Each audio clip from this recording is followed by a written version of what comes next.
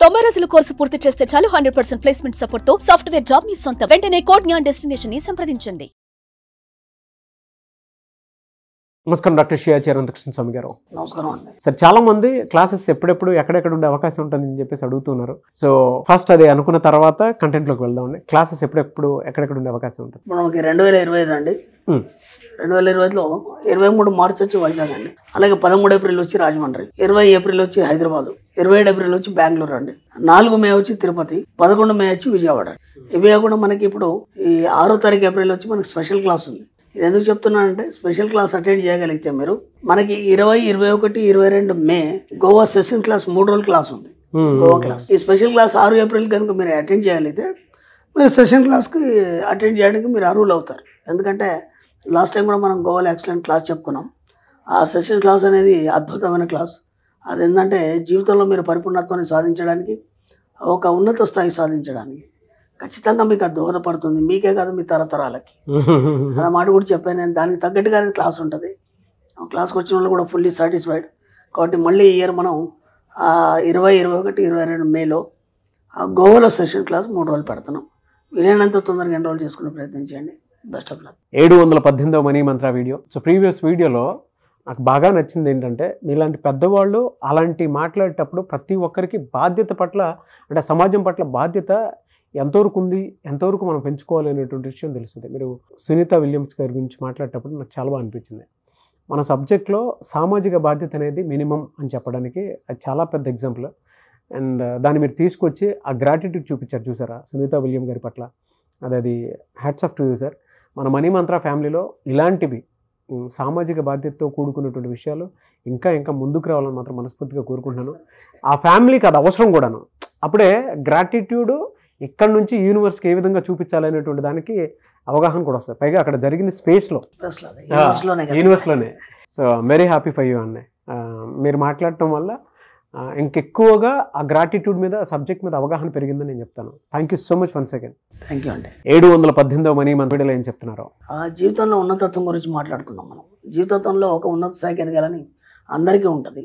కానీ ఎదగాలన్నప్పుడు కొన్ని మనం ఆలోచించాలి. ఏంటంటే ఫస్ట్ ఏంటంటే, నీకు ఎదగాలనే ఒక జీల్ అనేది ఉండాలి, ఉత్సాహం అనేది ఉండాలి. ఫస్ట్ ఉత్సాహం లేనంత మటుకు నువ్వు ఏది చేయలేవు. నేను ఇంతకుముందు కూడా ఏం చెప్పానంటే, నీకు ఉత్సాహం కలగాలంటే ముందు కోరిక జనించాలి నీ లోపల. కోరిక అనేది ఏం చేస్తుందంటే, అది ఇంకా ఇంకా ఇంకా ముందుకెళ్ళడానికి ప్రయత్నం చేస్తుంది. కేవలం నువ్వు అనుకుని వదిలిపెడితే కాదు, ఆలోచన ఎక్కడ పనిచేయదు.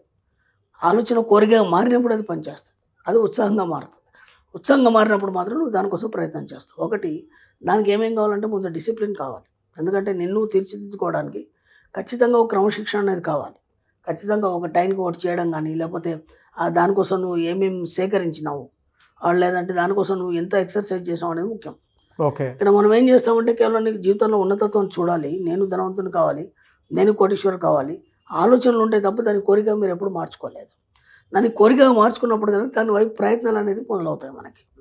ఆ ప్రయత్నంలో భాగంగా మనం ఏం చేస్తామంటే అన్వేషిస్తాం. మనం ఎప్పుడైతే అన్వేషించినప్పుడు దానికి తగ్గట్టు దానికి సంబంధించినటువంటి వివరాలన్నీ బయటకు వస్తాయి. వచ్చినప్పుడు మెల్లిమెల్లిగా ఏం చేయాలంటే మన గ్రాటిట్యూడ్ని మార్చుకోవాలి. ధనవంతుడు నువ్వు మారాలన్నప్పుడు ముందు నీ యొక్క స్టైల్ మారాలి. అంటే ఒక ధనవంతుడు ఎలా ఉంటాడు అలా నీ స్టైల్ మార్చుకోవాలి. ఫస్ట్ ఎవరేమన్నా అనుకుంటారు, ప్రపంచంతో మనకు సంబంధం లేదు. మన లక్ష్యం అది, లేదంటే మన కోరిక అది, ఏదైనా కావచ్చు. నువ్వు అనుకున్నది నువ్వు సాధించాలన్న మాత్రం ముందు నువ్వు మారాలి. నువ్వు మారాలన్నప్పుడు చాలా అలవాట్లను కూడా మార్చుకోవాల్సి ఉంటుంది ఫస్ట్. ఓకేనా? అలవాట్లను మార్చుకోవాలంటే సామాన్యంగా మనం ఏం చేస్తామంటే, రోజు సాయంత్రం కానీ, లేకపోతే మామూలు టైంలో కానీ, లేకపోతే రాత్రి కానీ స్నేహితులతో మనం పిచ్చపట్టి మాట్లాడుకుంటే ఎక్కడో టీ స్టాల్ దగ్గర టైం వేస్ట్ చేస్తాం మనం. మీరు చూడండి, ఎక్కడైనా లోకల్లో ఒక టీ స్టాల్ దగ్గర చూడండి, బోలెడు మంది ఏదో కబుర్లు చెప్పుకుంటారు. ఏం సాధించింది ఏమి ఉండదు, మళ్ళీ ఎప్పుడు అక్కడే కనిపిస్తుంటారు వాళ్ళు. కాబట్టి ముందు ఏం చేయాలంటే, డబ్బు సంపాదించాలి, లేదా నువ్వు ధనవంతుడు కావాలన్నప్పుడు నువ్వు ముందు ఒంటరి అయిపోవాలి. సమాజం నుంచి కావచ్చు, ఫ్యామిలీ నుంచి కావచ్చు, స్నేహితుల నుంచి కావచ్చు, దేని నుంచి అయినా సరే ముందు నువ్వు ఒంటరి అయిపోవాలి. మన సబ్జెక్ట్లో ఏం చెప్తామంటే 6 వింగ్స్ ఉంటాయి మన సబ్జెక్ట్లో. 6 వింగ్స్లో ఫస్ట్ వింగ్ ఏదైతే ఉంటుందో ఆ వింగ్లో నువ్వు మాత్రమే ఉంటావు. దాంట్లో నీ స్నేహితులు కానీ, భార్య కానీ, పిల్లలు కానీ వీళ్ళెవరు ఉండాలి దాంట్లో. ఓకేనా? ఆ వింగ్లో నువ్వు మాత్రమే ఉంటావు, నీ ఆలోచనలు మాత్రమే ఉంటావు. దాంతోపాటు నీకేం కావాల్సింది మాత్రం నువ్వు ఆలోచిస్తావు. రోజు సాయంత్రం వరకు నీ అకౌంట్లో ఎంత డబ్బు పడింది అనేది నీకు ముఖ్యం. నువ్వేం చేస్తున్నావు అనేది కాదు. నువ్వు ఆ పని చేస్తున్నావా, ఈ పని చేస్తున్నావా, సంపాదిస్తున్నావా, కష్టపడుతున్నావా, ఇవన్నీ ఏమి ఉండవు. నీ కోరికలు తీర్చుకున్నావా, నీ వింగ్లో నీ కోరికలు తీర్చుకున్నావా, నీకు అనుకున్నట్టుగా నువ్వు ఉంటున్నావా, అంటే నీ మీద ఎవరు డామినేషన్ లేకుండా, ఓకేనా, ఎవరు డామినేషన్ లేకుండా నీ ఆలోచనకు అనుగుణంగా నువ్వు స్వేచ్ఛగా ఉన్నావా. ఎప్పుడైతే నువ్వు స్వేచ్ఛగా ఉంటావు అప్పుడే విషయం నీకు సహకరిస్తుంది. ఎప్పుడైతే ఇతరుల కింద నువ్వు ఉన్నావు అనుకో, నీ ఆలోచనలు కానీ నీ యొక్క యాటిట్యూడ్ కానీ, అప్పుడు అది పనిచేయదు. కాబట్టి ఫస్ట్ నీ వింగ్లో నువ్వు నీ కోరికలు తీర్చుకున్నావా, 2 నీ మీద ఎవరు రాజమనిషి లేకుండా జీవిస్తున్నావా, 3 రోజు సాయంత్రం లోపు నీ అకౌంట్లో ఇంత పడిందా. ఈ 3 మాత్రం పరిగణలోకి తీసుకుంటాం మనం. అంటే నువ్వు ఉన్నతత్వం సాధించాలన్నప్పుడు నీకు డిసిప్లిన్ ముఖ్యం కాబట్టి ఈ 6 వింగ్స్ నీకు తెలిసి ఉండాలి. నెంబర్ 2 వచ్చేసి మనకి ఏంటంటే భార్య పిల్లలు.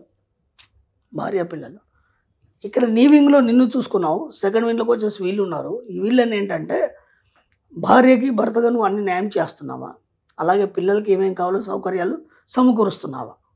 అంటే మనం ఏం చేస్తామంటే ఇప్పుడు నెక్స్ట్ మంత్ మనం బాబు ఫీజు కట్టాలి, మనకు తెలుసు ఫీజు కట్టాలి, మనకు తెలుసు.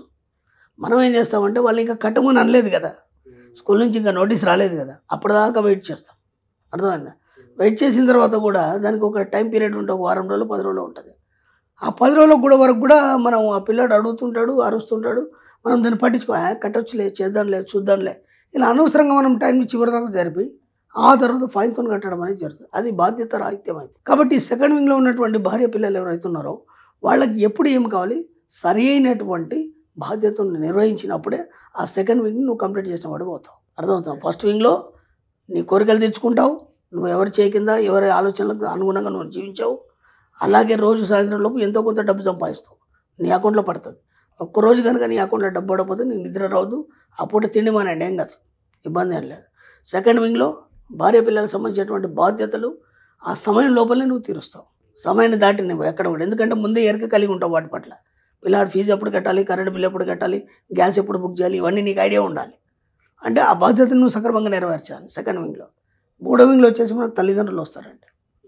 3వ వింగ్లో తల్లిదండ్రులు వస్తారు. ఈ తల్లిదండ్రుల పట్ల ఏంటంటే వాళ్ళ తల్లిదండ్రులు అనేది భూతకాలం, అది అయిపోయింది. అర్థమైందా. నీకు జన్మనిచ్చినందుకు నీ బాధ్యత వహించాలి.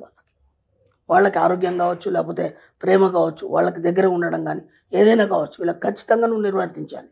అలాగని చెప్పేసి సెకండ్ సర్కిల్ తీసి 3వ సర్కిల్లో, 3వ సర్కిల్ చెప్పేసి 2వ సర్కిల్లో పెట్టారనుకోండి, మళ్ళీ ఇబ్బందులు ఎదురవుతాయి మీకు.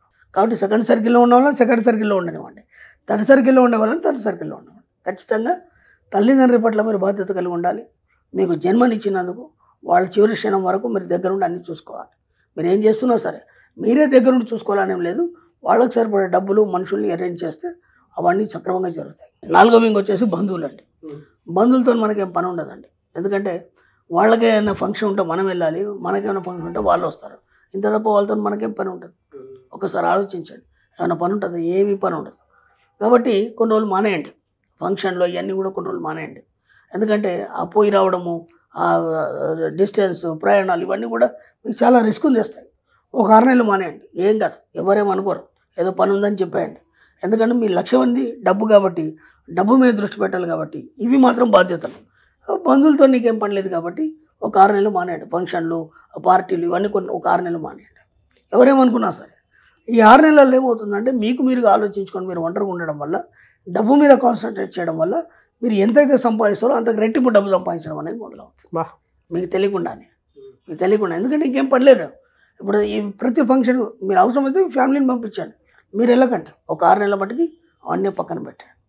ఆ తర్వాత ఫ్రెండ్స్ అండి. మనకి ఈ ఫ్రెండ్స్తో మనకి ఏం పని ఉంటుందండి. వాడు బిజీలో వాడు ఉంటాడు, మన బిజీలో మనం ఉంటాం. చెప్పాను కదా, ఇంతకుముందు పిచ్చబడి మాట్లాడుకోండి తప్ప ఇంకా దేనికి పనికిరారు ఫ్రెండ్స్. ఆ స్నేహం గురించి బోలెడు సినిమాలు వచ్చినాయి, స్నేహం గురించి త్యాగాలు అవన్నీ బోలెడు చెప్పుకోవచ్చు. కానీ ఒక స్థాయి వచ్చిన తర్వాత నీకు బాధ్యతలు పెరిగిన తర్వాత స్నేహితులు కూడా దూరం అయిపోతారు.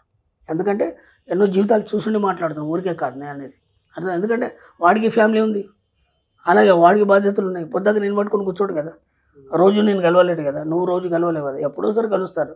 అలా ఎప్పుడోసారి కలిసి మాట్లాడుకోవడం పెద్ద సమస్య కాదు. ఇప్పుడు అది కూడా అవసరం లేదు, మనకి ఫోన్లు ఉన్నాయి. ఫోన్లలో మనం వీడియో కాల్ కూడా మాట్లాడుకోవచ్చు. దాన్ని పక్కన పెట్టండి. ఇక సమాజం పట్ల బాధ్యత వహించండి. కానీ అన్నీ మీ తలపైన వేసుకోకండి. ఈ 6th సర్కిల్లో మనకు సమాజం ఉంటుంది. ఈ 6th సర్కిల్ ఎప్పుడైతే మీరు బాధ్యత మాత్రం వహిస్తారో అప్పుడు మీరు బాగుంటారు. కానీ ప్రతి సమస్య నాదే అనుకోని మీరు దాన్ని ఇన్వాల్వ్ అయ్యారు అనుకోండి, ఆ సమస్యలు మీరు ఇరుక్కుపోతారు. కాబట్టి మన సబ్జెక్ట్లో ఫస్ట్ సర్కిల్లో మీరు బాగున్నారా, మీ కోరికలు తీర్చుకున్నారా, మీ యొక్క ఆలోచనలతో మీరు జీవిస్తున్నారా, రోజు సాయంత్రం వరకు ఎంత డబ్బు సంపాదించారు. ఈ సర్కిల్స్ని కనుక మీరు కరెక్ట్గా మెయింటైన్ చేయగలిగితే మీ యొక్క జీవితంలో ఉన్నతత్వాన్ని సాధించి మీరు అనుకున్నాన్ని ముందుకెళ్ళడం కానీ, లేదంటే మీరు అనుకున్న డబ్బును సంపాదించడం కానీ, లేదా ధనవంతుడిగా మారడం కానీ. దాంతోపాటు ధనవంతుడు ఉండే లక్షణాలన్నింటినీ కూడా మనం పుణికిపుచ్చుకోవాలి. ఫస్ట్ ఖర్చు పెట్టడం నేర్చుకోవాలి. వీలైనంత ఖర్చు పెట్టండి. ఎంత ఖర్చు పెడితే అంత డబ్బు వస్తుంది. ఖర్చు పెట్టాలన్నప్పుడు నువ్వు సంపాదించాలి. ఖర్చు పెట్టదన్నప్పుడు సంపాదించాలి. కాబట్టి సంపాదన మీద దృష్టి ఉంటుంది. ఖర్చు పెట్టేదాని మీద దృష్టి పెట్టద్దు. ఒక హోటల్కి వెళ్ళాం, మన మెనూ కార్డు ఇచ్చాడు, మనం మ్యాక్సిమం రైట్ సైడ్ చూస్తాం. అది మర్చిపోండి, ఇక్కడ నుంచి లెఫ్ట్ సైడే చూడండి. ధనవంతుడు ఉండే యాటిట్యూడ్ చెప్తున్నాను నేను. కాబట్టి రైట్ సైడ్ మనం మర్చిపోవాలి.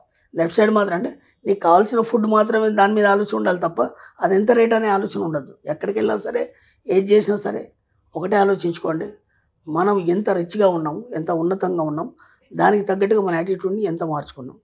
అది ఎప్పుడైతే నీ మైండ్లో కలిగి ఉంటుందో నీకు తెలియకుండానే ఆటోమేటిక్గా ధనవంతుడిగా మారిపోతుంది. డబ్బు పట్ల మనం ఏ ఆలోచన అయితే పెంచుకుంటూ వెళ్ళిపోతున్నామో అది కోరికగా మారినప్పుడు ఉత్సాహం వస్తుంది. ఉత్సాహం జీల్ అనేది ఉన్నప్పుడు నువ్వు ఏదైనా సాధిస్తావు. సాధించాలంటే క్రమశిక్షణ ఉండాలి. బట్ ఆ 6 wings చాలా బాగా నచ్చాయి మీకంటూ. ఆ సర్కిల్స్ మీరు గీసుకున్నప్పుడే, దాంట్లో సరిగ్గా బాధ్యతలు నిర్వర్తించినప్పుడే మీరు అనుకున్నది సాధిస్తారు. అది లేకపోతే అడ్డదిడ్డంగా పోతుంది లైఫ్. థ్యాంక్ యూ అండి. Thank you so much doctor Shri Acharya Anantakrishnaswamy గారు. థ్యాంక్ యూ అండి. సుమన్ టీవీలో మీ పర్సనల్ అండ్ బిజినెస్ ప్రమోషన్స్ కోసం కింది నెంబర్కి కాంటాక్ట్ చేయండి.